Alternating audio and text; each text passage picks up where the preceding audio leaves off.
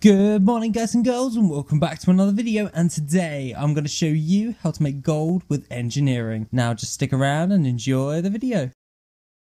Daily craft. Now for daily crafts, my favourite one that I like to do that sells really well at the moment is the Goblin Glider kits. They sell for around about 400 to 500 gold for a stack of 20. Now this is really easy, and it only takes 5 sumptuous fur and 1 true iron ore. Now this is relatively inexpensive to make, and you can make a bulk ton.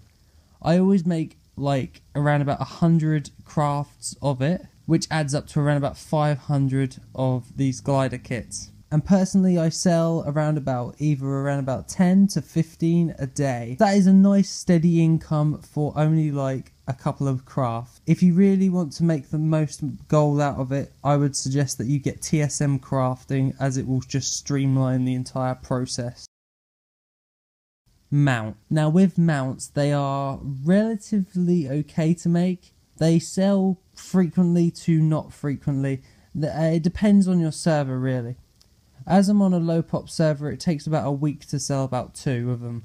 Now if you're on a high pop server, you are more likely to sell them as there are more players, equaling to more demand. Now let's start with the Mechanized Chopper. The Mechanized Chopper is really easy to craft, and it takes 12 Titan Steel bars, 40 Cobalt bolts, 2 Arctic furs, and the necessary crafting reagents that you can buy for 12,500 gold in the Storm Peak in K2. Now this is relatively easy to sell, and they are skyrocketing in price at the moment. They used to be around about 25,000 gold. Now they've shot up to like 40,000 gold each. So personally I would hop onto this, as the price of demand is going up, as I've just sold around about four of these in this week, and I make them roughly for around about 20,000 gold. So I'm making the 20,000 gold profit on each. The next one is the Sky Golem, which takes 30 days to create. You need 30 living steel and 30 Jards energy core thingies.